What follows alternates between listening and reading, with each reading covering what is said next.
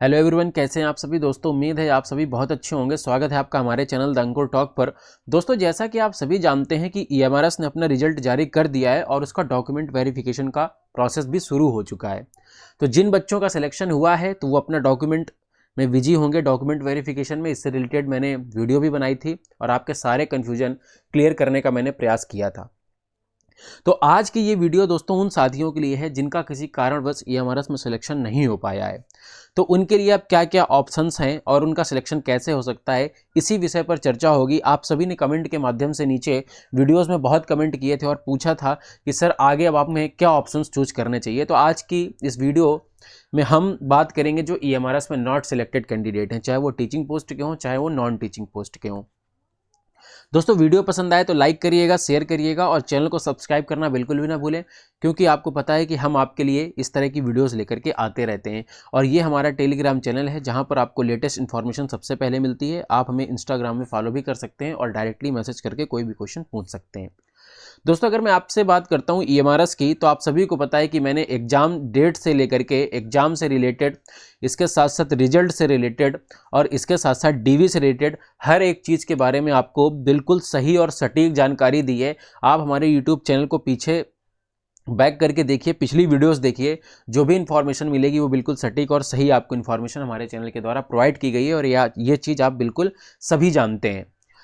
तो अब हम बात कर लेते हैं थोड़ा सा, जिनका सिलेक्शन हो गया तो उन बच्चों को बहुत बहुत बधाई, और जिनका नहीं हुआ है तो उनके लिए अब क्या ऑप्शंस है। तो देखिए, मैं आपको बता देना चाहता हूं कि आप चाहे टीचिंग पोस्ट से हो दोस्तों या फिर नॉन टीचिंग पोस्ट से हो, तो ये एग्जाम से आपने बहुत कुछ सीखा होगा। इसमें आपको घबराने की कोई ज़रूरत नहीं है या टेंशन लेने की कोई ज़रूरत नहीं कि हमारा नहीं हुआ तो अब आगे क्या होगा। ये मान के चलिए, इस एग्ज़ाम से जो कुछ आपने सीखा है वही हेल्प करेगा आपकी आने वाले एग्जाम्स में। तो जैसे अगर आप टीचिंग पोस्ट के लिए हैं दोस्तों, तो जैसे आप सभी को पता है कि टीचिंग में यहाँ पर टीजीटी की, पीजीटी की वैकेंसीज थी। तो आप टीजीटी पीजीटी के लिए आप सभी को पता है कि DSSB की तरफ से भी नोटिफिकेशन रिलीज कर दिया गया है और जो पीजीटी के हैं वो फॉर्म भरवाए जा चुके हैं और हो सकता है लास्ट डेट वगैरह आसपास होगी तो चल भी रही होगी, लेकिन इसके फॉर्म काफ़ी दिन पहले आ गए थे। और जो आपके टीजीटी पोस्ट के लिए हैं वो 8 फरवरी से जो फॉर्म है DSSB के यानी कि दिल्ली के, वो शुरू हो रहे हैं। तो डेफिनेटली अगर आप ईएमआरएस टीजीटी पीजीटी के लिए एलिजिबल थे तो DSSB के लिए भी एलिजिबल होंगे। लेकिन बस शर्त यहाँ पर दोस्तों ये है कि ये दिल्ली की वैकेंसी है, तो यहाँ पर अगर आप अदर स्टेट से हैं, दिल्ली के कैंडिडेट नहीं है, तो आपके जो सीटेट सर्टिफिकेट है यानी कि सीटेट में 90 से ज़्यादा नंबर होने चाहिए, तभी यहाँ पर आप फॉर्म भर पाएंगे। उसकी एलिजिबिलिटी की बात मैंने एक अलग वीडियो में की हुई है जहां पर मैंने DSSB की सारी एलिजिबिलिटी बताई हुई है, कितने नंबर होने चाहिए, कितने आपके सीटेट में नंबर होने चाहिए, क्या क्या आपके डॉक्यूमेंट होने चाहिए, यानी कि आपकी एजुकेशनल एलिजिबिलिटी क्या होनी चाहिए, सब कुछ मैंने एक स्पेशल वीडियो में बताई हुई है। अगर आप उसे देखना चाहते हैं तो नीचे कमेंट डिस्क्रिप्शन में मैं उसका लिंक दे दूंगा, वहाँ से आप देख सकते हैं। तो अगर आपका दोस्तों ईएमआरएस में सिलेक्शन नहीं हुआ है तो आप यहाँ पर आजमा सकते हैं अपने आप को और यहाँ का पेपर दे सकते हैं DSSB का। और मैं आप सभी को एक चीज़ और इन्फॉर्मेशन देना चाहता हूँ, बताना चाहता हूँ दोस्तों कि हम आपके लिए मैथ से जुड़े वीडियोस अपने चैनल पर बहुत जल्द लाने वाले हैं, जहां पर अगर आप टीजीटी या फिर पीजीटी की तैयारी कर रहे हैं तो मैथ से रिलेटेड आपको हमारे चैनल पर वीडियोस देखने को मिलेंगी। और विश्वास मानिए, हम आपके लिए जो कंटेंट लेकर के आएंगे वो अदर आप किसी भी पेड कोर्स से कंपेयर करके देख लीजिएगा, बेहतर ही आपको मिलेगा। क्योंकि हम आपको, हमारे पास जो भी मतलब क्या कहते हैं कि 5-6 किताबें हैं, उन सभी का निचोड़ लेकर के आपको इस चैनल पर प्रोवाइड कराएंगे और आपको फ्री ऑफ कॉस्ट मैथ की वीडियोस उपलब्ध कराएंगे, यानी कि आपको पढ़ाएंगे। आप ये मान के चलिए, जो यूपी बोर्ड में पहले 6 किताबें चलती थी वहां से मैं आपके लिए कंटेंट उठा रहा हूं, और जो क्या कहते हैं कि अच्छी अच्छी फेमस बुक्स हैं, जो कुछ प्रीवियस ईयर क्वेश्चंस हैं, वहां से आपके लिए कंटेंट लेकर के आ रहा हूं। तो आप हमारी जो भी वीडियोज हों, आप उसको किसी भी क्या कहते हैं पेड कोर्स से कंपेयर करके देख लीजिएगा, आपको हमेशा वो उससे ज़्यादा ही मैटर प्रोवाइड करा रही होंगी। तो चैनल को सब्सक्राइब करना बिल्कुल भी ना भूलिए, और जो भी टीजीटी के पीजीटी के मैथ के कैंडिडेट हैं उनको ये चैनल आप प्रीफर कर सकते हैं। तो एक यही छोटी सी इन्फॉर्मेशन थी दोस्तों।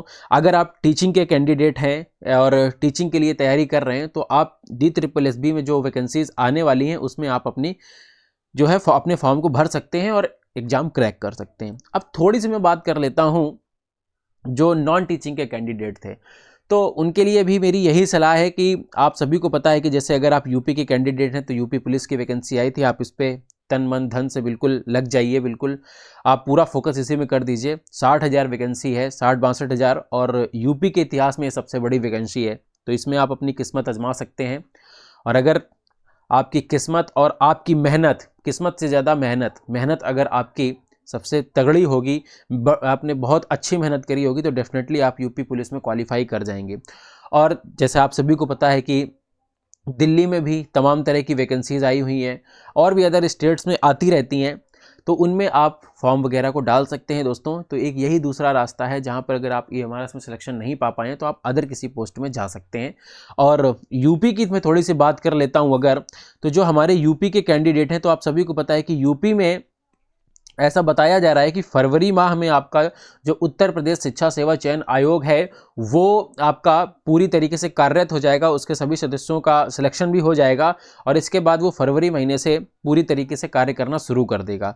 तो शायद आपको मार्च अप्रैल तक यूपी में भी कुछ ठीक ठाक देखने को मिले, हो सकता है टेट का ही नोटिफिकेशन मिले, या फिर जो 2022 में आपके टीजीटी के फॉर्म भरवाए गए थे उनका आपको हो सकता है पेपर देखने को मिले, या फिर उसमें हो सकता है कोई संशोधन आ जाए, आपको फॉर्म भरने का मौका मिल जाए। तो कुल मिलाकर के आप अपनी तैयारी कंटिन्यू रखिए। अगर आप टीजीटी पीजीटी वाले कैंडिडेट हैं तो आपका वो दिल्ली में भी काम देगा, और यूपी में आने वाली वैकेंसीज में भी आपका वो काम देगा। अदर कोई स्टेट्स की भी आती हैं तो वहां पर भी काम देगा। और जैसा कि आप सभी को पता है कि बिहार में भी शिक्षक बहाली आने वाली है तीसरे चरण की, और जो 15 फरवरी के आसपास आपका नोटिफिकेशन रिलीज होगा, उसका ऐसा बताया जा रहा है, जो लीक्ड इन्फॉर्मेशन है उसके आधार पर मैं आपसे बात कर रहा हूं कि 15 फरवरी के आसपास आपको नोटिफिकेशन देखने को मिलेगा, और 15 मार्च के आसपास ही आपकी परीक्षा हो जाएगी। जिस तरह से बीपीएससी का पिछला इतिहास रहा है कि वो 1 महीने के अंदर पेपर करा लेता है, उसी तरीके से आपको आगे आने वाले सेशन में भी देखने को मिलने वाला है, कुल मिलाकर के फरवरी और मार्च महीने में भी। तो जो तीसरे चरण की बिहार में शिक्षक बहाली होने वाली है उसमें भी आप अपनी किस्मत को आजमा सकते हैं। अगर आप बीएड धारी हैं तो आपके उसमें जूनियर के भी पद होंगे और प्राइमरी के भी पद होंगे, और बाकी जब डिटेल नोटिफिकेशन आएगा तो वहां पर पता चल पाएगा कि किसकी कितनी वैकेंसीज हैं। और टीजीटी पीजीटी के भी वहां पर पद होने वाले हैं। अगर आपने एस्टेट दिया होगा, एस्टेट का कुछ दिन पहले जो फॉर्म आया था, जो बिहार में टीजीटी और पीजीटी का एलिजिबिलिटी टेस्ट है, तो उसको एस्टेट बोलते हैं। अगर आपने उसका फॉर्म भरा था, पेपर, आप सभी को पता है कि उसका कुछ दिन बाद रिजल्ट, पेपर वगैरह सब कुछ होने वाला है, और वो एलिजिबल माना जाएगा इसमें। ठीक है, तो एक यही दोस्तों छोटी सी इन्फॉर्मेशन थी जो मुझे आप तक पहुंचानी थी, आप सभी व्यूअर्स तक को पहुंचानी थी। तो इस चैनल को सब्सक्राइब करना ना भूलिएगा। मिलते हैं आपसे अगली वीडियो में दोस्तों, तब तक के लिए जय हिंद, जय भारत।